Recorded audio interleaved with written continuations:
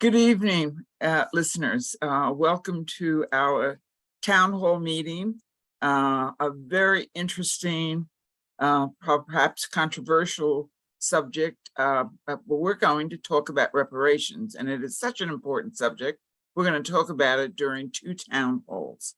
Tonight, you'll have the opportunity to see a film with a very esteemed panel led by the director of the Rebecca Cotta of the YWCA Delaware. But let me just say a few things before I turn it over to Rebecca, who also will leads the panel discussion on the tape, and will lead the live discussion that we will have on December 13th. Reparations definition: making amends for doing wrong. That's the short general definition. Usually there is a war, a conflict such as world wars. But in the instance of slavery and Black people, there was no conflict. Black bodies were bought, stolen from Africa, and transported to America for the birth of a nation. Nobody was at war with Africa, and Africa was not at war with anyone. One has to see it as a wrongdoing in order to discuss reparations. And maybe that's the problem. Nobody sees it as a wrongdoing because there was no conflict. There was no war. You take your ship, you go to Africa, you steal people, you bring them back. One has to acknowledge and apologize and memorialize, and then make reparations for the wrongdoing. If the wrongdoing, as I said, is defined as the result of war and battle. The question is why? Why is it so hard to acknowledge and apologize, as we did through various acts of Congress in the reparations made to the indigenous natives of this country whose land was stolen, or the Japanese Americans whose citizenship was dishonored by destroying all that they owned and then forcing them into internment camps? Germany made their final reparation payments in 2010. Ending 92 years of a saga after the World Wars. Our first attempt at reparations for Black America, for formerly enslaved Black people, was the initial discussion in Congress with the recommendation to give each formerly enslaved Black person 40 acres and a mule. And even that was not to be a reality. It was vetoed by the president at that time, and certainly not supported by the general public of the era, who were not going to acknowledge or apologize. And there is still resistance. I hope that this two-part town hall meeting will help us all to understand a resistance which only helps to preserve the great divide of the races, thereby preventing a nation from recognizing their original sin, acknowledging it, apologizing for it, and seriously addressing reparations, a discussion that has gone on since the 19th century. As I said before, this is a two-part series, and it's going to be led by Rebecca Cotta, who is the director of the Racial and Social Justice Programs at the YWCA in Delaware. So let me turn it over to Rebecca. Hi, Rebecca. Hi, Charlotte. Thank you so much. I think you took half of what I was going to say. So people might get a little bit of a double history here. So good. Thank you all. Right. Thank you all for coming tonight. The reason behind this particular topic, YW Delaware will not take credit for. We started our first 21-day equity challenge in partnership with National, and the very first topic was reparations. And so we did what's called our very first Let's Talk series, which is what you're going to watch tonight. Nothing moves if we don't talk about it. However, we have talked about reparations for 300 years, 200 years, a lot of years. Since 1845. Thank you. So for a lot of years, I think you just referred to the 40 acres and a mule. And that was immediately overturned by the next president. And in fact, it was given to the plantation owners for all the losses that they had to deal with for slavery, for ending slavery. You know, just on November 5th, it's interesting, there was a rally actually in DC, which had thousands of people who came, and it was the rally for reparations. We know now that HR 40, which is a national bill, it's been stalled in the House for years. And this is a bill simply to establish a commission to see what reparations would look like. We talked about the historical precedents for reparations, or my wonderful friend Charlotte here did. You know, there were even instances that where Black individuals have received reparations. For example, the Tuskegee syphilis study, the survivors received a settlement as well as healthcare benefits for themselves and family members. Not that that was enough. The city of Chicago actually gave financial reparations like money and free college to families for 125 Black men who were tortured by police for over 20 years and coerced into confessing crimes they didn't commit. So what today's conversation truly looks like, I think I 100% believe in reparations. I just don't know exactly what it looks like, because if we were to use money itself, where is the equity in that, right? Where's the years of equity that would have been built on that 40 acres, right? Like, we know there's years, and we could try to figure out what that might be worth and give that in one lump sum. The other question often is it just for the descendants of slaves?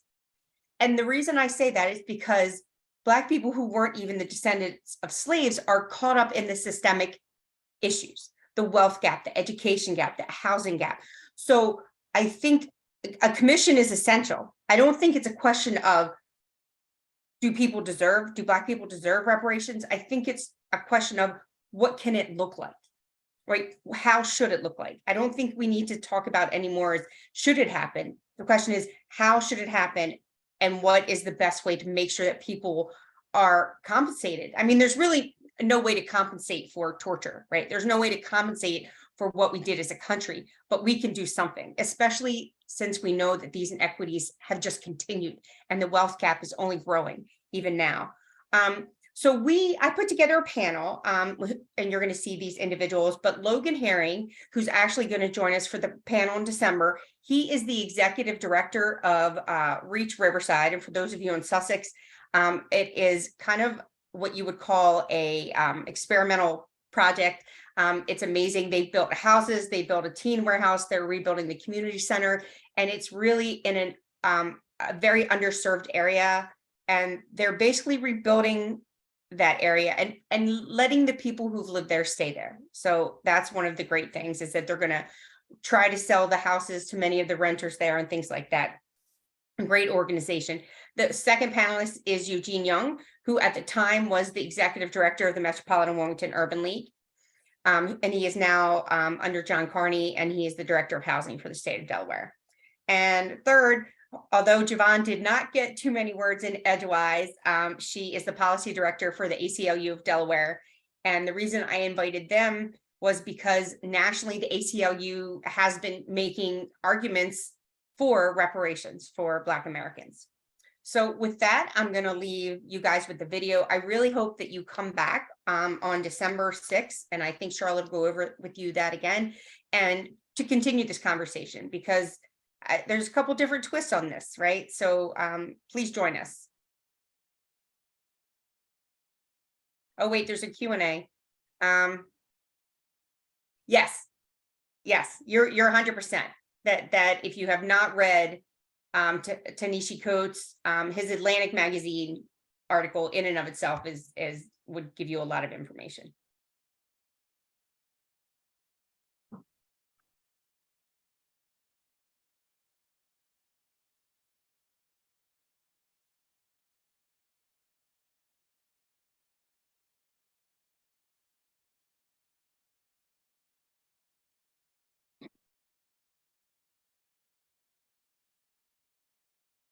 Welcome, everyone. I am Rebecca Cotto, Director of Racial and Social Justice for YWCA Delaware, and I am here tonight with three distinguished guests, and we are going to have a conversation about reparations. And so I really could go through their entire list of accomplishments, But what I would prefer to have them all do is just kind of introduce themselves and tell you what they want about them, instead of me reading their bios. So, hey, Shannon, even though that wasn't to me. So why don't we start ladies first? Javon, go ahead and introduce. Darn, I was hoping someone else would go first so I could see what they tell me about themselves. But I'm Javon Rich. I'm the policy advocate with the ACLU of Delaware. I am a social worker, go social work. So I have a wide background in providing services to people who, need it the most. Awesome, thank you. Eugene? Eugene Young, with the Metropolitan Wilmington Urban League, civil rights organization, been here in Wilmington for 21 years. And I am the co-founder of Network Delaware. Awesome, thank you. And last but not least, Logan.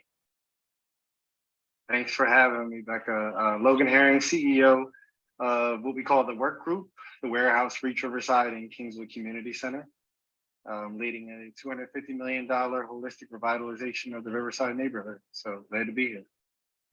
Awesome, awesome. Thank you all for being here. I got some comments when we first decided to do this. And so I thought, wow, even more interesting. Let's definitely do it.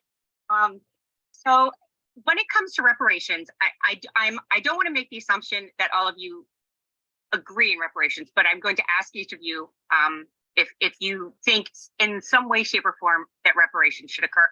And before we do that, I do want to acknowledge we are going to talk about tonight just reparations for the Black community. We are not negating the fact that there's never been enough reparations, nor could there be for Native Americans either. That's just not going to be our concentrated conversation tonight, unless you guys have something specific to give to that. That wasn't going to be but we are not ignoring the fact that those are absolutely necessary and that conversation needs to happen too. So when do you guys want to go? Eugene, you're the one off the mic, so you go first. Okay, so what was the question? Say it one more time. Sorry. Because I was really thinking about what you just said. So I'll touch what you just said and then. Yeah. Do you think reparations in some shape or form should occur? Oh God, yes. So I'll try to be as quick as possible. But I think reparations is something that is certainly needed to address some of the issues that we have. A large issue that we have within, in particular, the Black community around the lack of wealth and this large racial wealth gap that we have. When we have conversations about just the need for reparations, it touches on a variety of issues, right? So reparations deals with the acknowledgement of it, the constitution of the repairing aspect of it, and then how do you kind of deal with these long-standing issues that have occurred? So all that to say, we're in a time period right now. I bring up a study or an article from Forbes magazine. If you could Google it if you care, it's Forbes magazine, September 11, 2017, Black and Latino wealth. And it shows that the Black wealth will be zero by 2053. And this is before COVID-19. And it shows how there's this long-standing lack of wealth within the Black community. And the wealth this lack of wealth can go back to 1619, where Blacks were brought here as slaves, up until slavery, the end of slavery, Jim Crow, as Cornel West would say, and also mass incarceration. There's a variety of things in between, but I don't want to belabor the point. I'm sure we'll get into it later, but I think that's kind of the nexus of is repairing for the damage that has been done, and a form of recompense and moving forward. I agree exactly with Eugene's sentiment. So reparations, even in its definition, are actions that are taken to make amends for wrong or injury. So in this instance, we're talking about the wrong of slavery and the injury that resulted from it. And we can talk about that a little bit later. As far as reparations, are we necessarily addressing people who are impacted by slavery alone, or the vestiges of slavery, or the evolution of slavery as time has moved on. So again, you know, reparations is a way to acknowledge a wrongdoing, is a way to make amends. And also, typically when the government does this, in a sense, it's a way to provide closure to that part of history. Yes, yes, yes, and yes. And I'll only speak briefly about it because I know we'll get more into it. But I think reparations is not only needed, it's a necessity.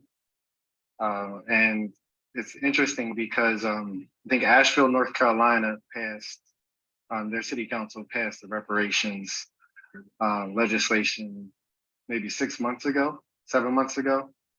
And I've been talking with some of the folks down there, but not surprising, they have yet to move on it.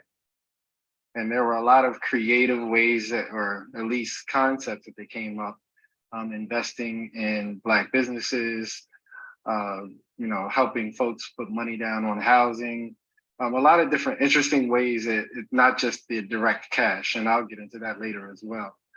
But they have yet to move on it. And I think the one thing that we have to be cognizant of when we talk about any action such as reparations or anything that supports the Black community, we have to call it out that things move a lot quicker when we're not talking about a specific race.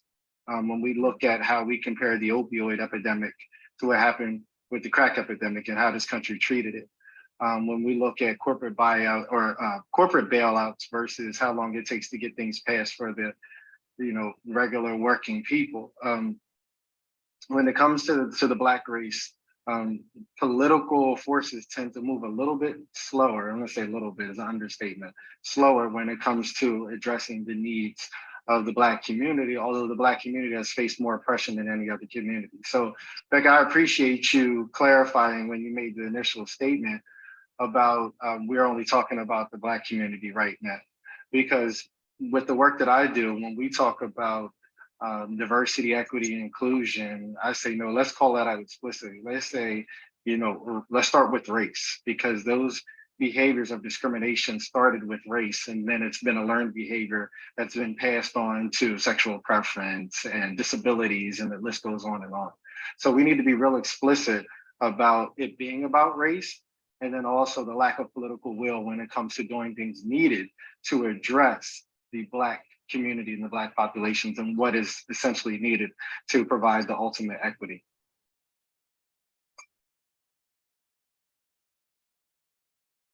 Becca, you're on mute. You're on mute. My husband would love to have control of that button, I tell you. Yeah, I agree with everything you all just said, so this should be kind of interesting.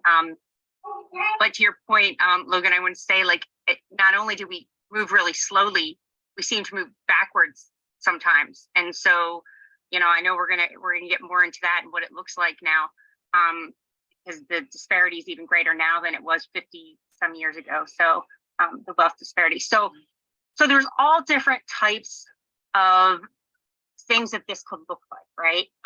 So there's always the thought instantaneously that it should just be a cash thing, right? And so that is one option.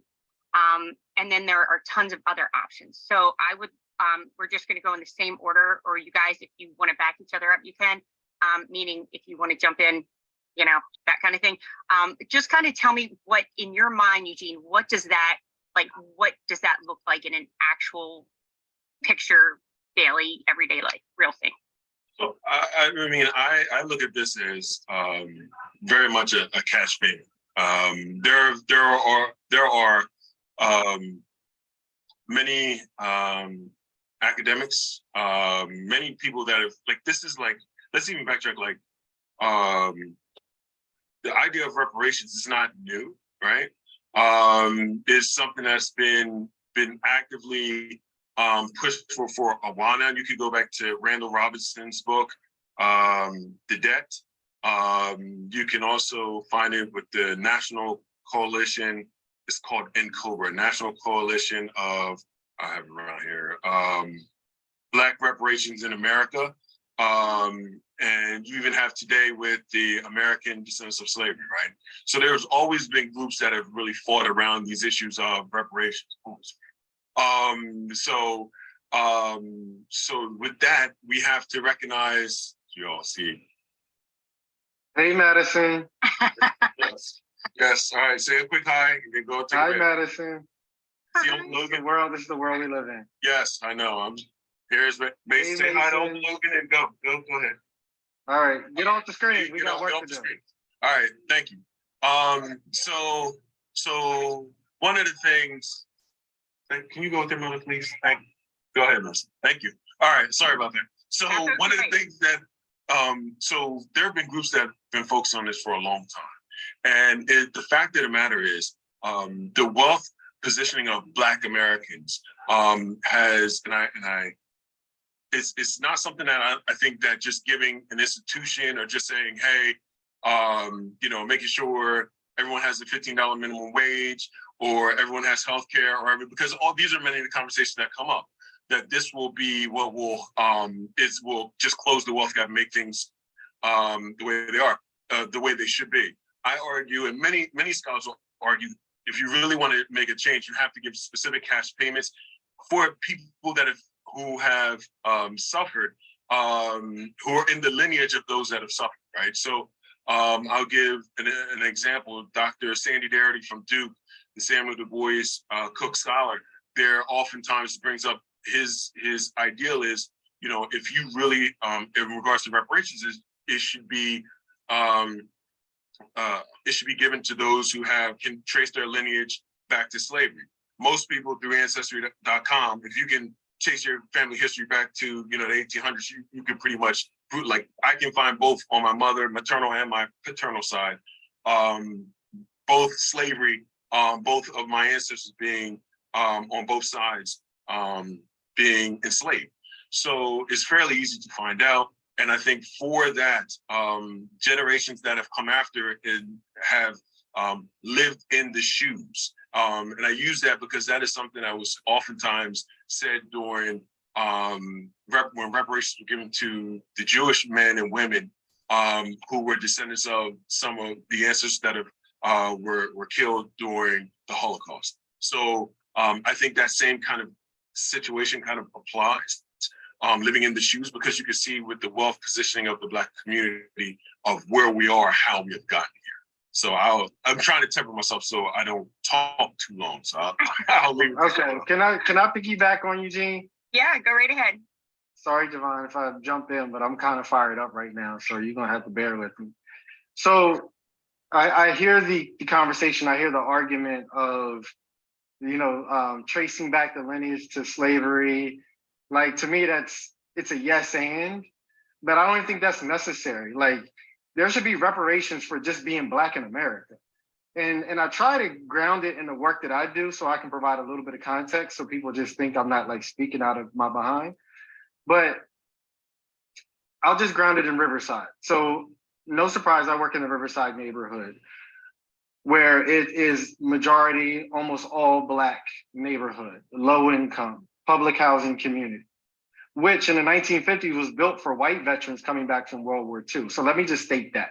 Like, there were no Black people living in the public housing of Riverside to begin with.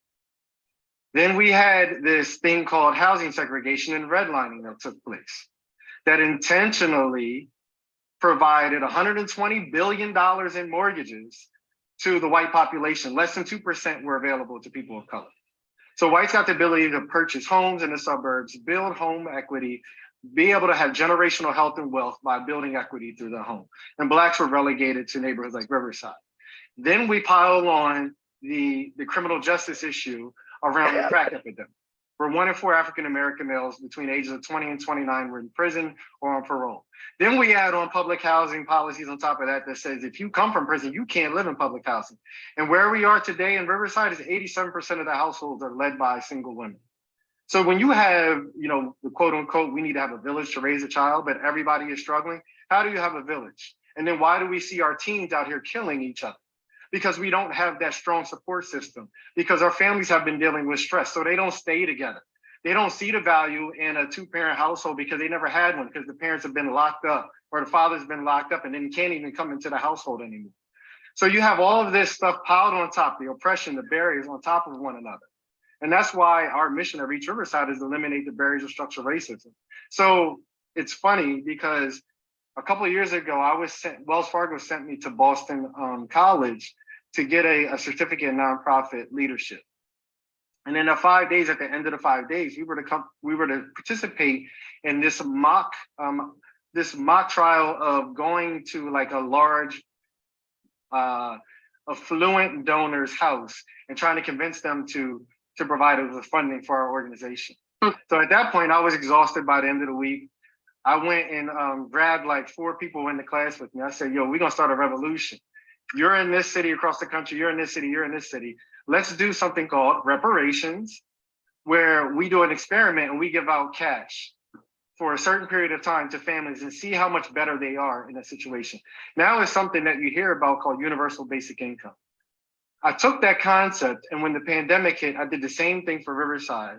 And we raised money. We raised $500,000 in a few months. We handed out $250 to every single family, and we did it for 5 months because we were so successful in fundraising. We distributed Chromebooks, over 400 Chromebooks, 15,000 meals, got some people signed up for the census. What the research I've been doing, and then I'll shut up because I get like Eugene. No wonder we've been best friends since the age of like 13 or 14. But what I've been researching is that when you provide that cash without any strings attached, as we did, you reduce stress. You give people the flexibility that if they need their tire fixed, that they can go do that. You're giving them the ability to keep their job so they don't have to call out. They can provide money to get childcare. They can buy food, healthy food, so their family's healthier. They can get to and from the doctors. Like 91%, we did a survey, 91% of the people we distributed the money to said they were using the money to pay bills, get food, like the basic needs. So with all due respect, we can trace it back to race, we can trace it back to slavery, but we can just say just growing up Black in America has enough barriers as it is. We all deserve reparations. Sorry, Javon. That's okay. It's okay. Oh, I knew your internet was going to be sketchy. I'm like, okay, I'll see. That's good. I know now, but am I back? You're back. Is my Maybe internet turn your camera off when you're talking, but keep it on when you're not. I love. Oh, sounds good. Okay. Sounds good. So what I'm hearing from both Logan and Eugene is this concept of who would qualify for reparations, right? So some folks believe that direct descendants of enslaved people should qualify for reparations alone, while others also kind of bring up the issue of, well, if you talk about the impact of slavery in its long term, many Black people are experiencing some of the issues that pretty much started in slavery. So some of the things that Logan mentioned about redlining, other issues, I say like slavery evolved into systematic racism that impacted Black people. So the Black and white wealth gap,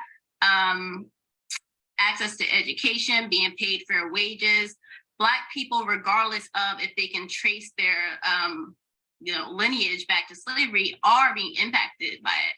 So when it comes to reparation legislation, one thing that should be considered is who is the target of that legislation. But what I'm seeing is when there is reparations legislation, the language that they are using is, this is what Black people or descendants of slaves have experienced after slavery, right? So are we paying out reparations for the act of slavery alone, and the way that Japanese American survivors were paid for surviving internment and the treatment during World War II alone? Or are we talking about the impact of it over 150, 200 years? So that's something to consider. And I think direct payment is an important aspect of it. But when you talk about the systematic issues, it won't necessarily get to that root cause with financial payments alone.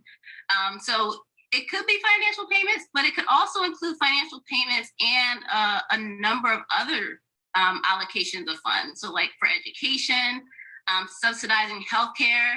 I saw Ice Cube was in hot water, you know, during the election season, but he said Black people shouldn't pay taxes for 10 years, right? So is that a method of, or an allocation of reparations, tax cuts, and also pardons for people targeted by the war on drugs? So when Japanese Americans received checks for being survivors of internment camps, they also received pardons for being arrested based on discrimination, right?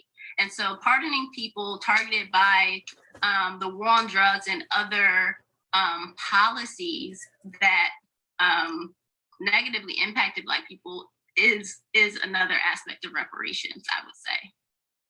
Interesting, Javon. So you're saying it's not necessarily an either or, and I think Logan is going to unmute himself in a second. But that's really interesting because, you know, I've always thought of it as one or the other. But you're absolutely right, because just giving people money is not really going to get to the systemic issues, right? But it may take some of the stress off, like Logan said. They may be able to enjoy life a little bit more and breathe just a little bit easier, have fresh fruits and vegetables. But there's still all these systemic issues. Logan, do you want to go ahead, or Eugene, one of you guys? I know one of you had something to say. So I was just going to say something really quick. So I think it's both and, right? So I think it should be cash payments, and I also think, going back to what Javon said about for many of the Japanese Americans, making sure that their records, expunging certain records or pardoning certain records, things of that. I think that I especially think about that with the marijuana drug laws, right, that we've had over the years, and how probably within the next 2, 3, 4, 1 year, marijuana will probably be legal, even probably possibly within our state. So I think it's both and, but I also think that, you know, I think specificity is key, because here's the thing. Here's the thing that I think we need to kind of to understand is the fact that I'm not saying this to be exclusive, right? But I also want to be targeted. So from the standpoint of this, so like there's a group, I'll give you an example. Last year I was in Nairobi, Kenya, doing some work. I had the fortunate opportunity to go out there. I believe that, you know, after going out there, I certainly believe that there is certainly a justice claim to England for the pillaging and the plunder that is going on, that has happened during colonization, right? And so I think that they have a justice claim. Just the same way as many of our Caribbean countries and those who come from many of these Caribbean countries, I think they have a justice claim. And you know what? They understand that they have a justice claim because there's actually a group called CARICOM that specifically is fighting for reparations for many of these different islands, to make sure that they end up getting reparations for, you know, Jamaicans going back to England, for Haiti going back to France, for all the pillage that France did after Toussaint Louverture and Jean-Jacques Dessalines, right? So we have to. So the only reason why I say this, I think that the best way to is target as possible.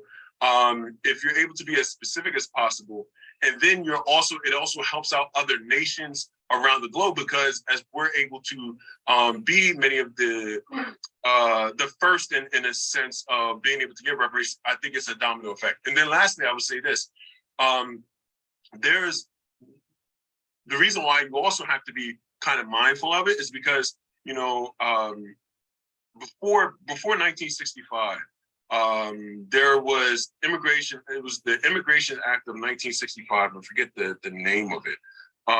It really transformed immigration here in our country and what it is, and what we see now today. And the reason why I bring it up is because prior to that, it was primarily Black, white, right? And so you can easily, and the only reason why I say this, you can easily, like as Logan brings up, the people from over Riverside, most of the people that lived over Riverside were descendants of slaves, essentially, because they lived, even if to be here in Riverside during those certain years, like my mom, Logan's mom, like our family members who are from this area, like you can easily track that lineage. And so that's the only reason why I'm using specificity in that sense, because it's you can track one's lineage. You can also, like, and I kind of go back to some of the academics who have brought this up. They say, A, you should be able to track one's lineage. B, you should also make sure that someone says Black on their, has identified as Black within the last 15 years. So that gives, so not only can you track your lineage, because there may be someone who has a $200,000 payments coming out. Someone may say, well, I'm Black. So, things of that nature occur. So it provides, allows for specificity, and also targets those who have, because it's the calcification of this constant deterioration of wealth over time, right? It goes back to the first opportunity where Blacks were able to have an opportunity was the Special Order 15, which was done by the Secretary of War at the time, Stanton, and Sherman, General William Tecumseh Sherman. They made Special Order 15 at the time that allowed, that said, Blacks in this country, you're going to get 400, you're going to get 400,000, I wouldn't say miles worth of land that is pretty much between North Carolina, South Carolina, and some of Florida. And that was going to be 48, that was worth 40 acres and a mule cake.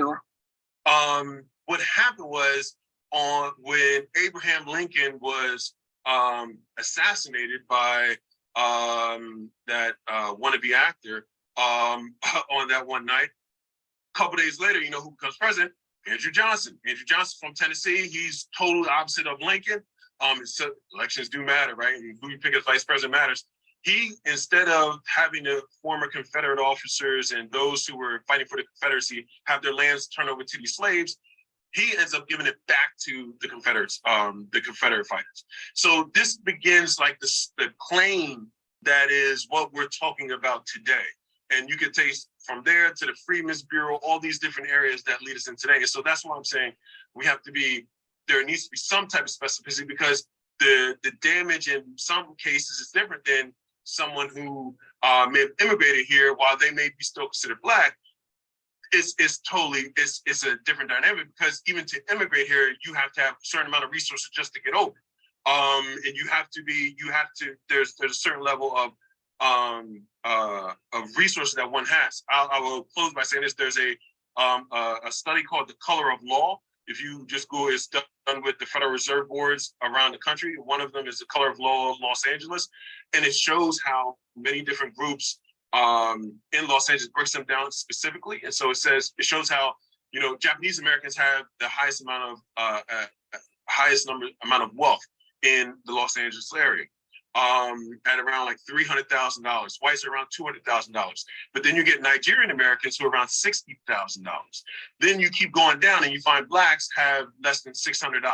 So it shows how this, once you kind of pull out these different pieces, it allows you to see a larger sense of where we are. Sorry for all that, but I just wanted to. No.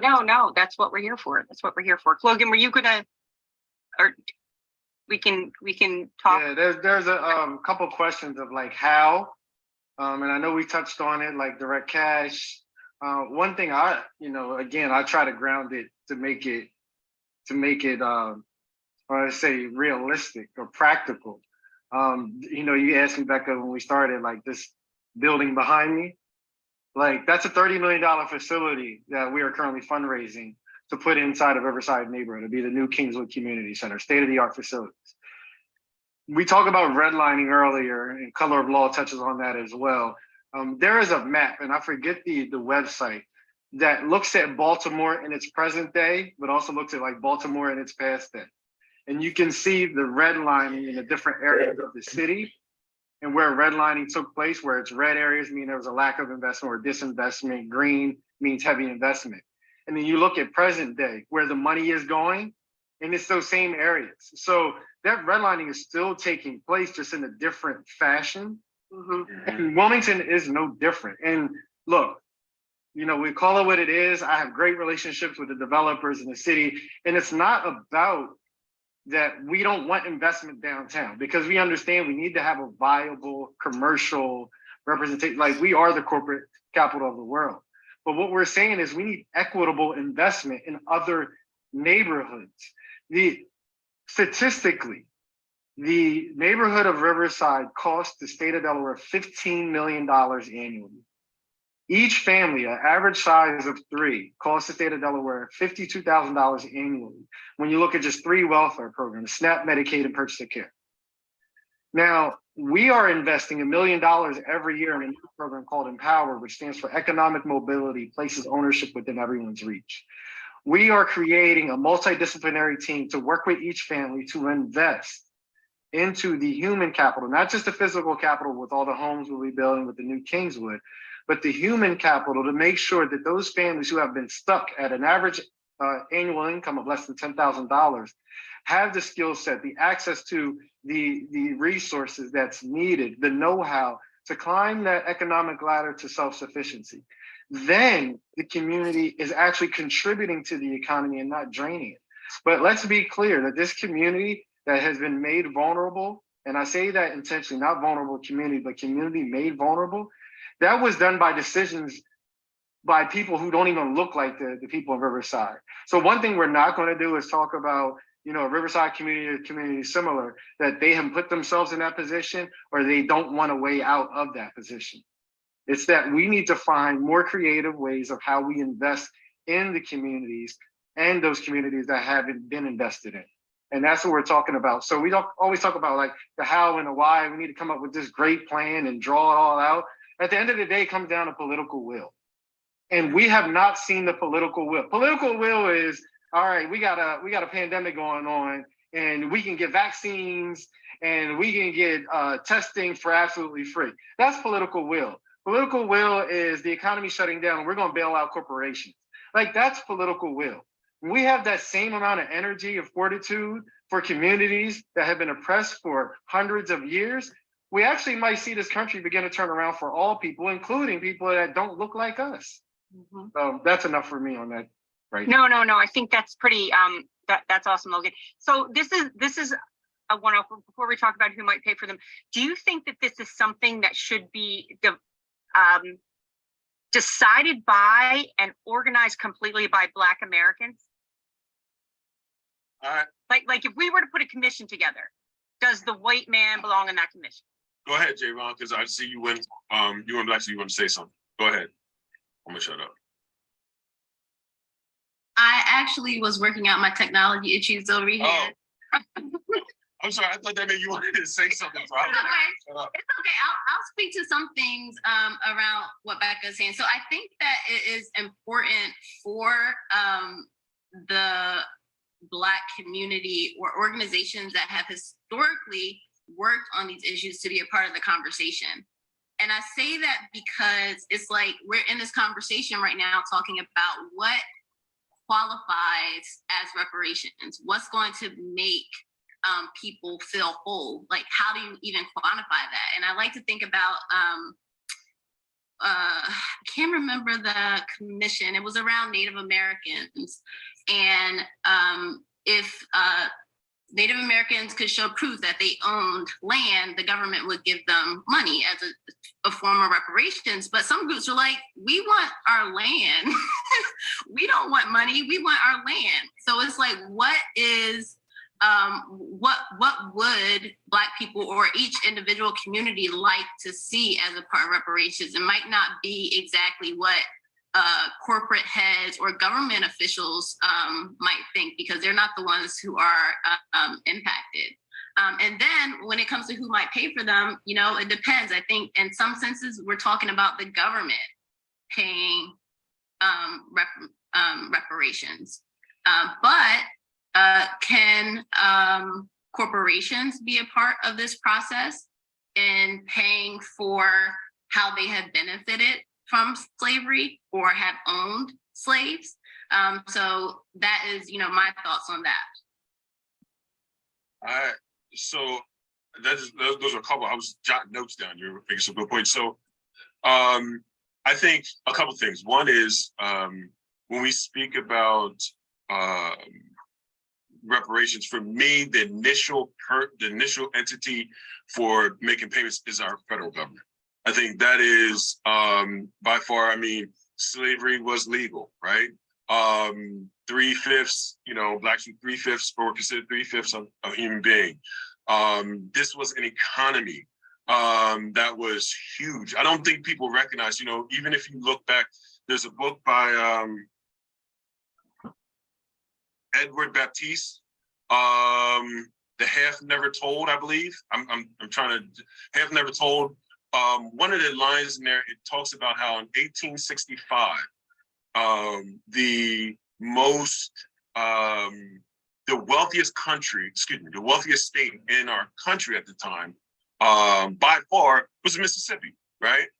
And as crazy as that is, it was Mississippi. But why? It was because of slavery, right? There was a major economy. The top 7 wealthiest states were all southern states. I believe there may have been one that was a northern state at the time.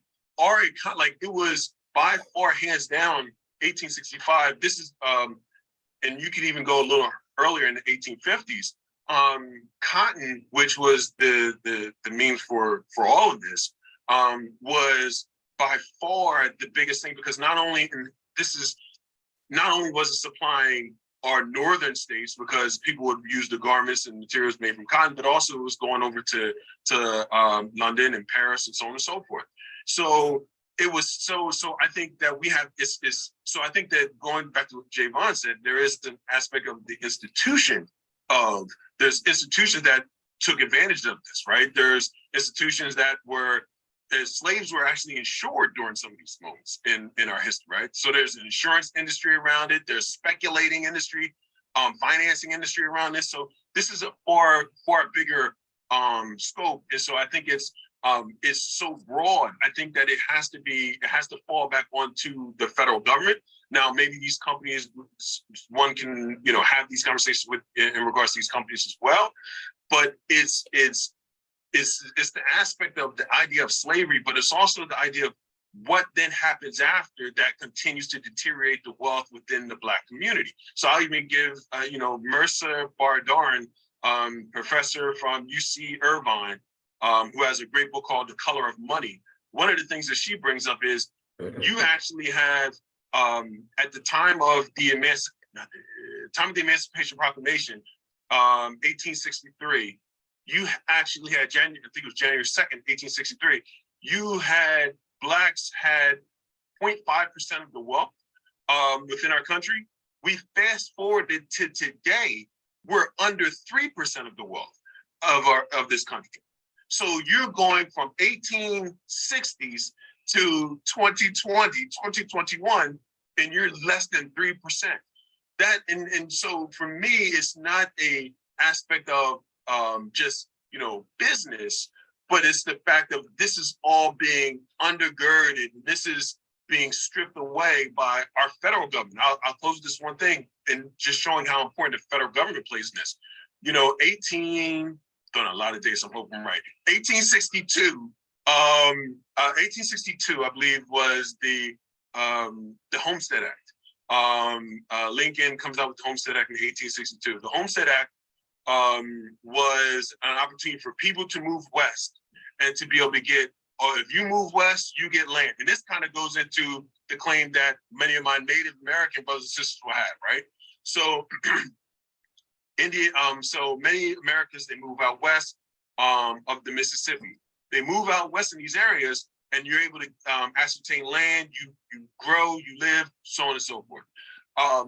You had in the Homestead Act actually morphed into a variety of different things, right? So it was like the Nebraska Act and all these different things that still gave land to farmers. The reason why I bring that up is as it continued to roll for another 60, 70 years, you had arguably around 1.4 million 1.4 million white men and women that were able to take advantage of that. Only less than 4,000 Blacks. So to this day, there's actually studies that show that a quarter approximately a quarter of all Americans, think about this, quarter of all Americans can trace their wealth back to the Homestead Act. So when we talk about how wealth has been stripped away, you can see how ways such as this, as Logan talked about, how housing, FHA played a role, and also how aspects of other legislation, even during the New Deal for some of my progressive brothers and sisters, stripped away from wealth within the Black community. And so I think that we need to truly understand how it's the federal government, how they allowed this, how they supported this, and how if we're going to have any recompense, it needs to be, the case needs to be taken there. You didn't answer the one question, but I already know what your answer is, but tell the people who decides, who's making these decisions. I asked you to be the Black community. It should. I think it should be. I think it should be Black community. I think there's going to be supporters needed, right? So one of the things that I do like is the fact that, you know, the Asian Americans, there's a specific coalition of Asian Americans that were Japanese Americans in particular. They have put letters in support of HR 40, right, which is the House bill for Commission to Study and Reparations. And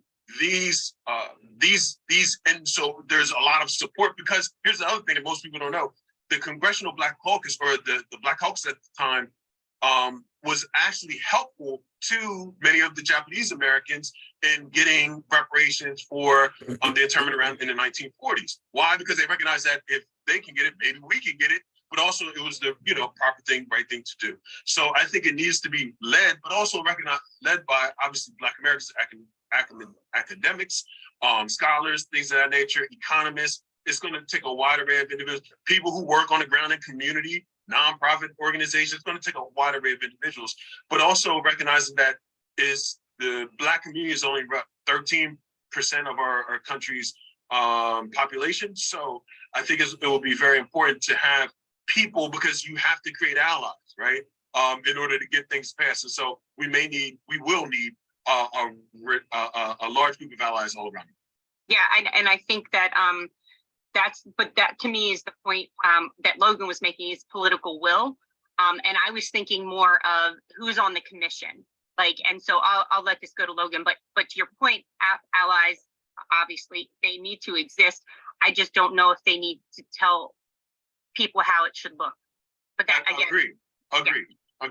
Absolutely. Javon came off mute, and I know she hasn't had the opportunity to speak for a while, so I'll defer.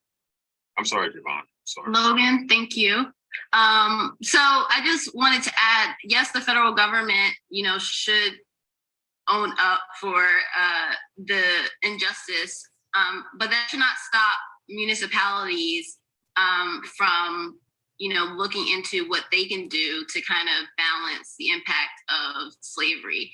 And even, there's this argument in the community about, descendants of slavery versus, Black people who might not be able to trace their lineage.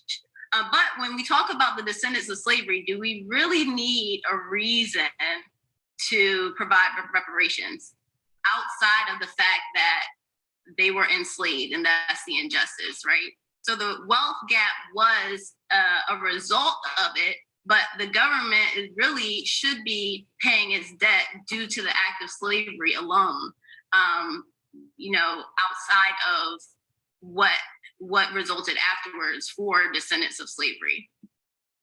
I mean, and I just want to keep navigating us the yes and not focusing just on slavery. We're in the middle of a pandemic, and you think about the advancements in the medical world that this country has benefited from, what has been done to Black people. I mean, obviously a lot of people are talking about Tuskegee, but when you look at gynecology and how Black women were experimented on without drugs, without sedatives, and just discarded, and the quote unquote godfather of gynecology did all of the experiments on Black women so it could be advanced and then used for white women, who then got drugs to be able to go through those surgeries. I mean, and there's tons of examples. So I really want to caution us of not focusing on the slavery, because I think that's a cop-out.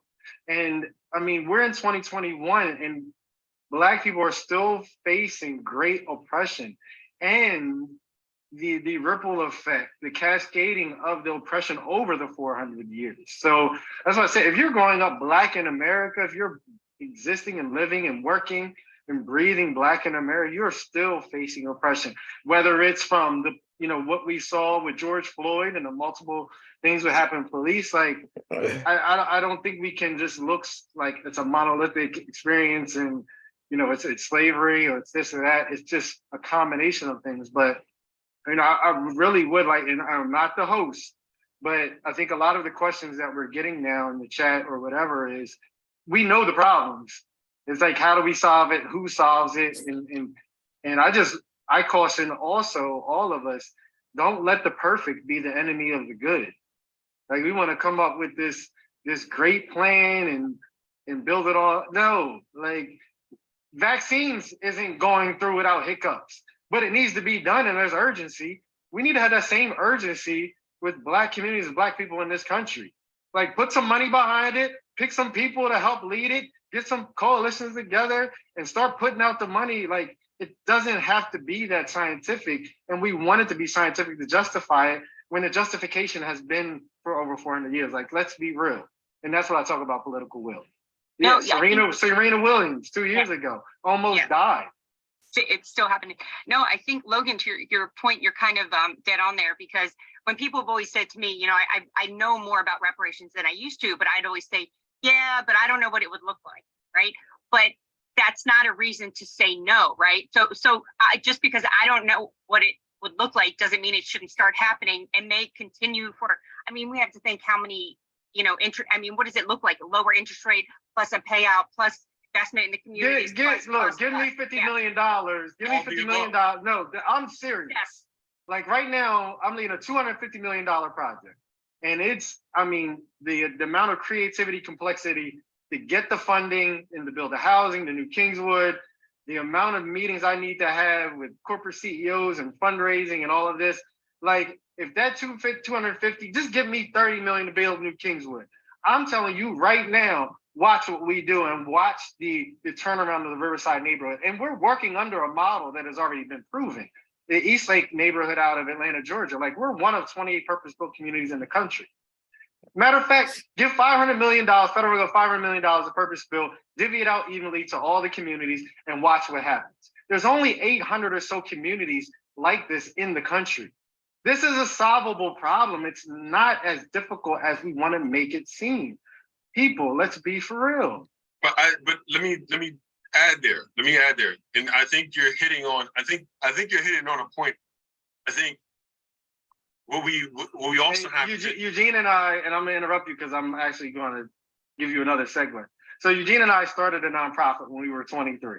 And we always said that Eugene was a legislative branch and I was the executive branch. Eugene will go through and get the policy and I'll make sure we carry it out. So I'm gonna throw it back to you because I know where you're going with it. No, here's one direction, one thing I will bring up. You know, when you have, and that kind of maybe going with what you're saying. So when you have, I look at it from the standpoint of, if we're able, like, if we let's look at the wealth gap that we have, right? So the median wealth of your white family is around 140,000 minus the family car. Median wealth of your Black family is around, once you take out depreciated assets, is around $1,400. So $1,400 to $144,000, right?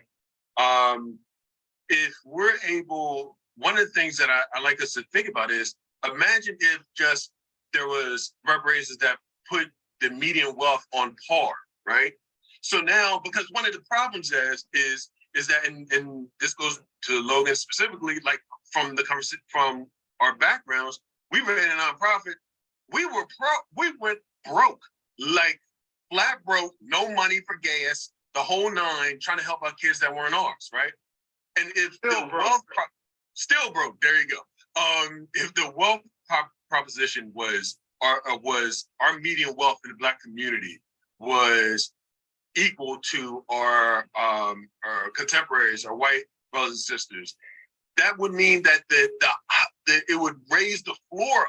So now, if we would be in a position where we could say, you know, we're going to start this nonprofit and we can do it with our own money, so on and so forth, right?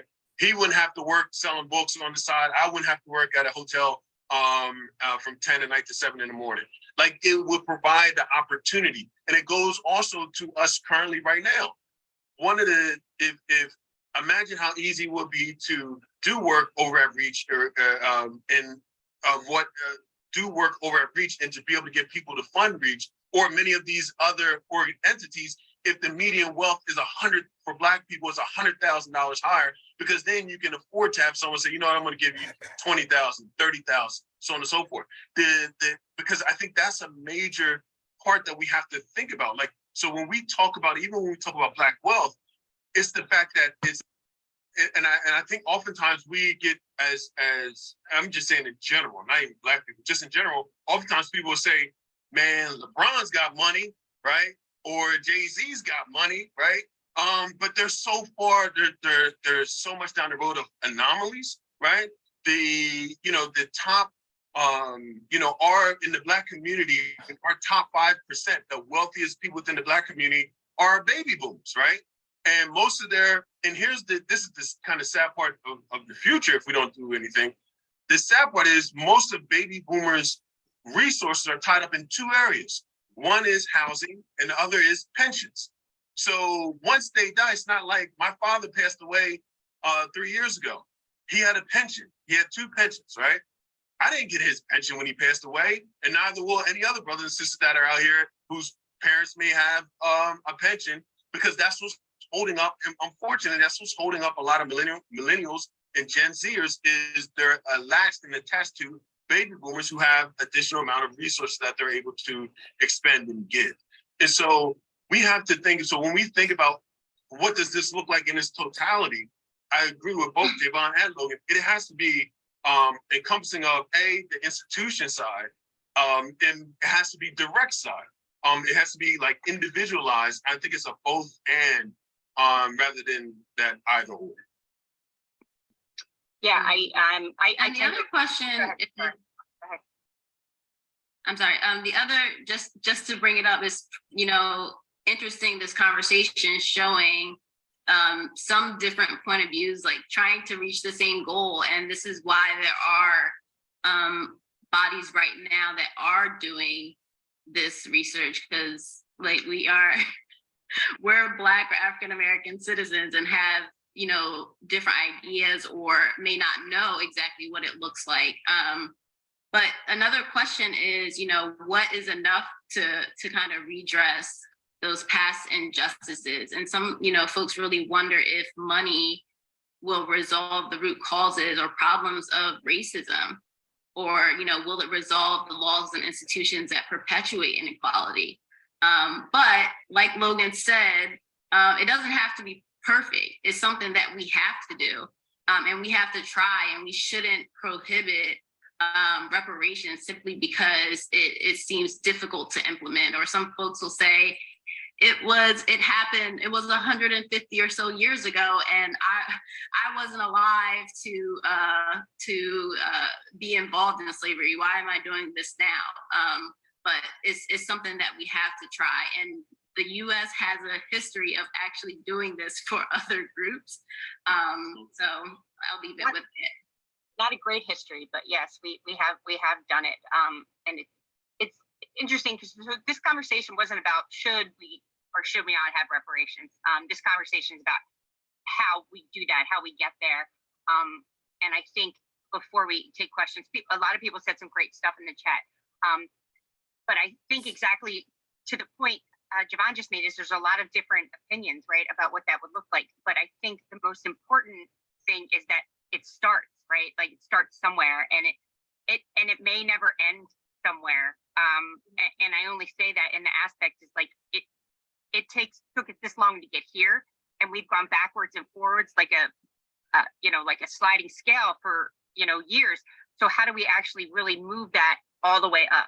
Like we can't just bump it like a bumper car, right? It's got to get bumped and then bumped and bumped and bumped and bumped to become equal to the historical wealth that is in existence. So I don't know if anyone had any questions, but we were going to open it up to some questions. So someone did ask, speak to how access to voting is also tied to reparation. So all three of you probably could answer that one in some way in what you do for a living. So anybody want to talk about voting and reparations? I'm probably the least versed in this, so I'll defer to Eugene and Javon on this. Javon, did you have something? Were you about to say something? Okay. So I think it is. You know, when we talk about voting, I think that's a. And it actually goes back to something that Javon said earlier. It goes into how many people have been disadvantaged because of the fact that they may have a criminal background. And that they cannot vote. And so it's also tied, and the sad part is in many cases it's tied to one's wealth status. So you think about the bail reform efforts and other aspects of reform around criminal justice reform, there's like a direct correlation between one's financial wealth position and also the being able to avoid being in the criminal justice system. And so I think it's directly interlinked, and that goes back to even when convict leasing, right? Which happened after slavery, where if someone could make up some reason to arrest you and then make you have to work to pay it off, right? And so I think that is very much tied to the voting, almost every aspect, whether it's voting, education, criminal justice reform, housing, it's all kind of built, because in our society, everything based upon one's wealth and what they have or do not have in order to kind of navigate. And so I think that's kind of the lens that I look at it. Okay. Someone asked, and I think it's HR 40, because I just got corrected earlier, what the status is of HR 40. I think it's in limbo, but if somebody knows anything different, please share. I think it's just sitting there in the House. Yeah, it was just introduced in the House in 2019. Yes. So it's 2020, 2021 at this point. And so if there's going to be a reintroduction, we will, see about that. Yeah, I'll just add on and just say, there's a companion bill in the Senate. I think that was pushed in recently. That was by Senator Booker.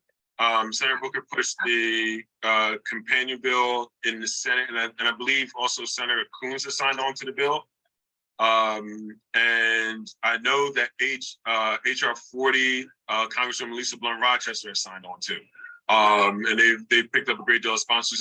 It's normally HR 40 is a little bit different now, and going back to what Javon said, because it's used to be with Representative Conyers, but when he passed away, I believe Sheila Jackson Lee picked it up, and she's been introducing it over the last couple of years. It's been like her wish.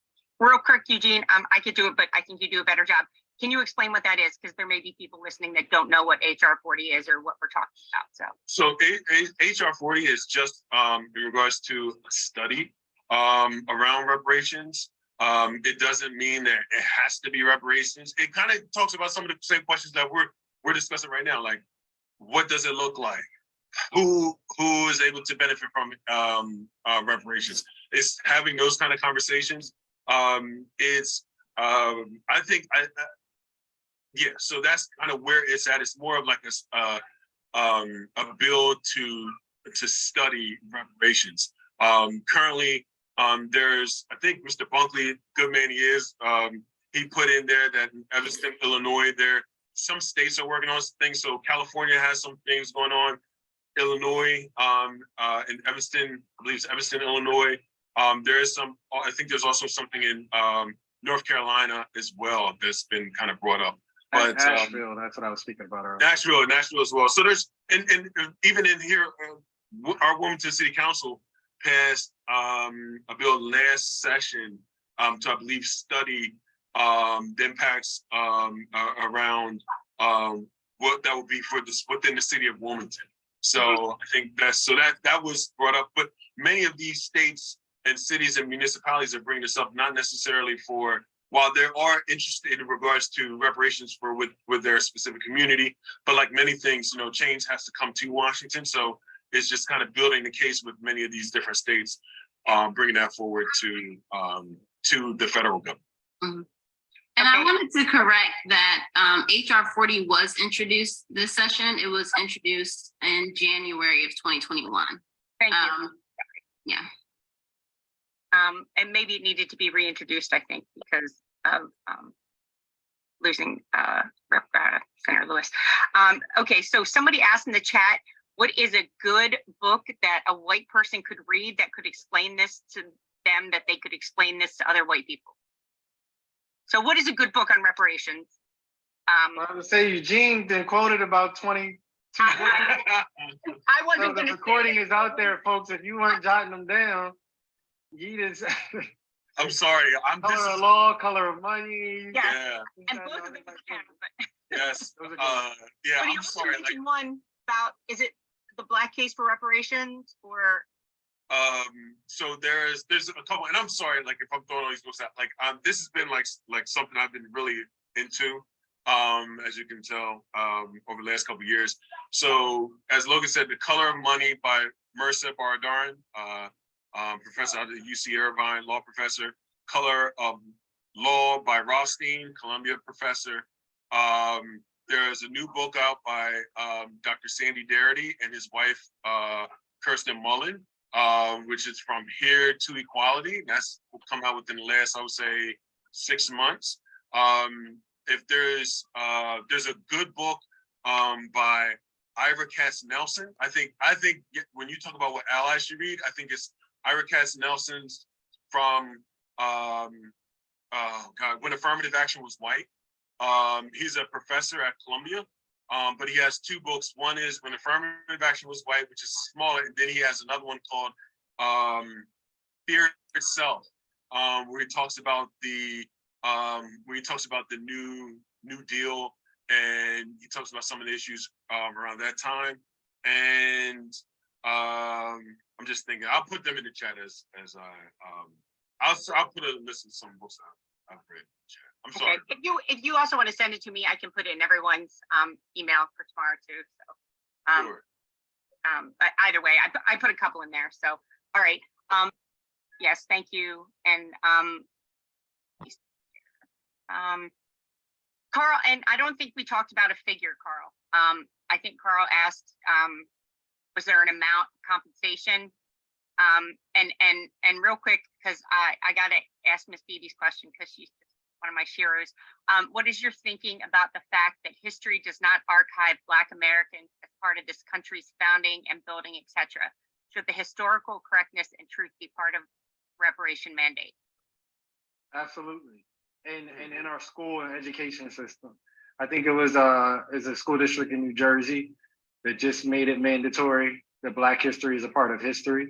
When you look at what we talked about earlier, not just slavery, but the medical advancements, the inventions that Black people have contributed to this society, the level of oppression, like the Black history is a part of this history. Black history building this country, allowing it to flourish and be all that it is, although not experiencing the benefits from it. So yes, it is history. It's embedded in our history, and everyone needs to learn about it. These aren't just Black experiences.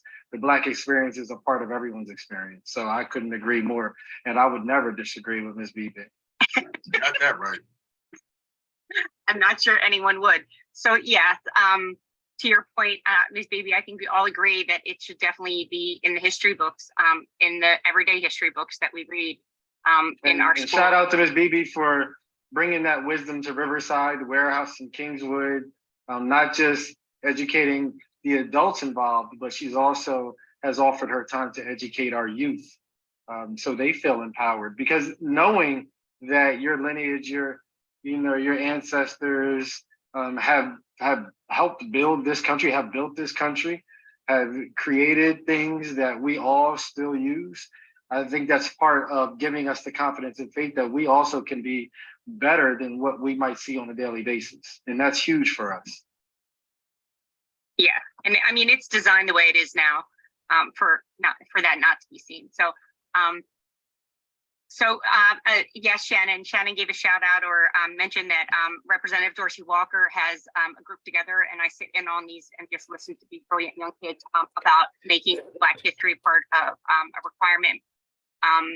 And more so when we talked about it and the kids were talking, that it shouldn't just be part of history, right? It's part of literature, it's part of science, right? Like that's part of, we always do use the word history, but we don't implement it in every other subject, which would be really encompassing the whole entire country's history. So, you know, hopefully that'll be what that looks like in the end. But yes, shout out to Representative Dorsey Walker for working on that. Let's see, do we have any other questions? If not, my panelists can,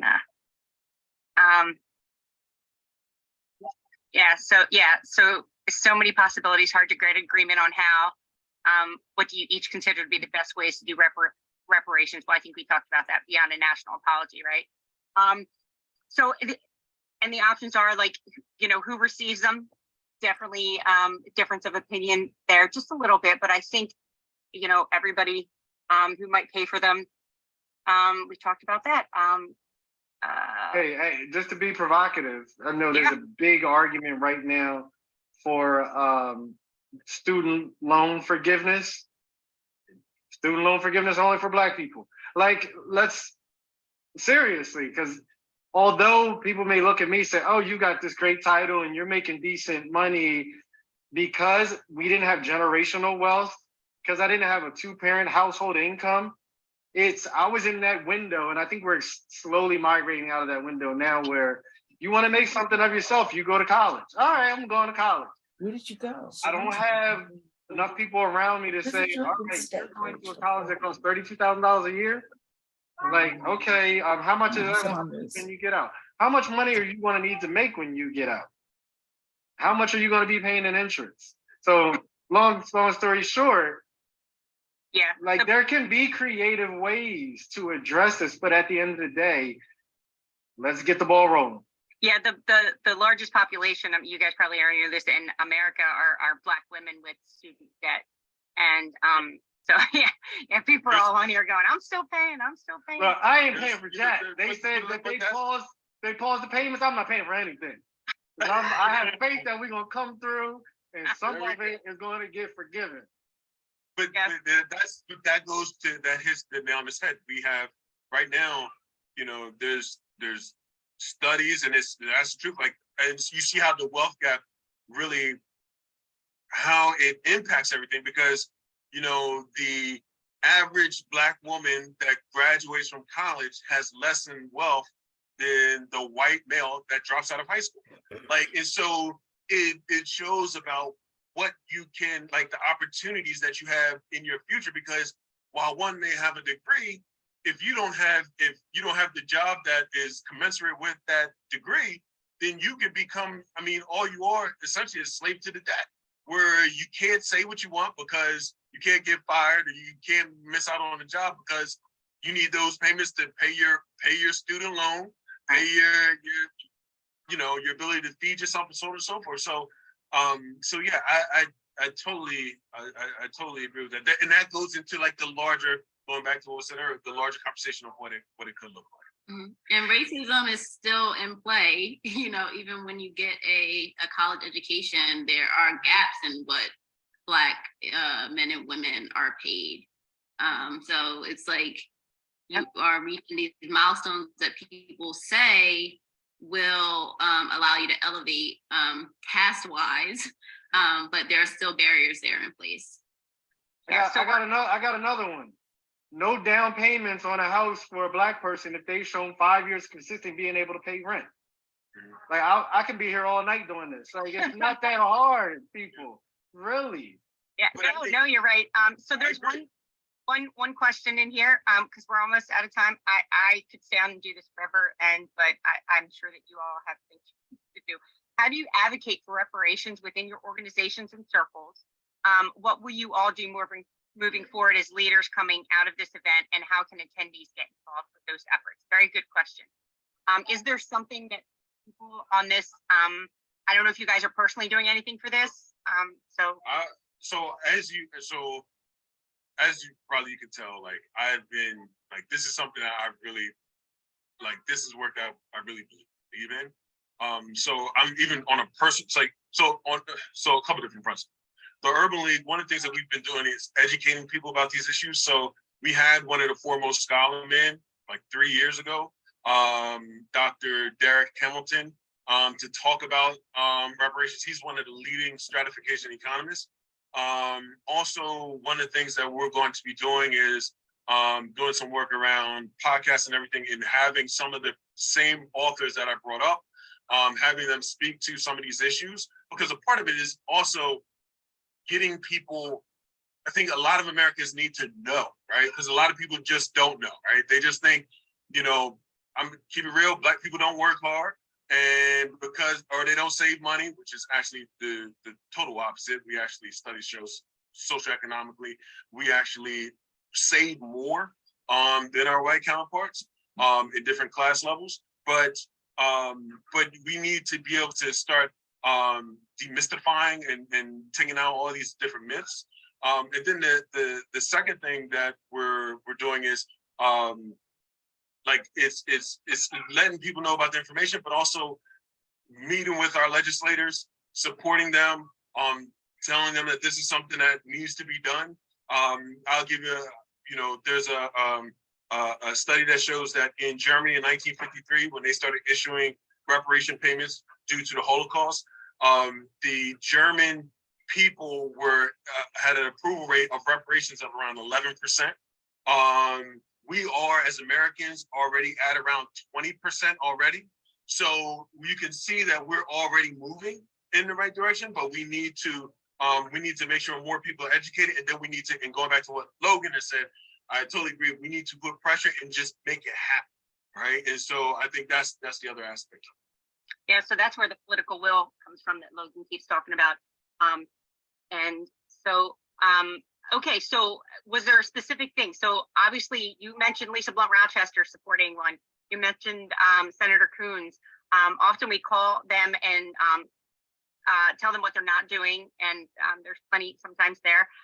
But maybe we call and say, we really support this initiative, and if you're signed on, stay signed on, and if you're not, I'm not sure if Senator Carper is, get signed on.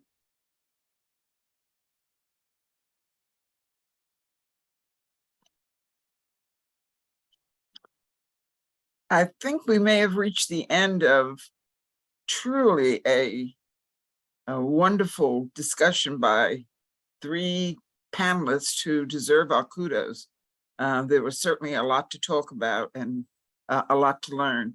I'm hoping, though, that we won't get caught in the creation of commissions and studies and research, because that has always been a delaying tactic in America.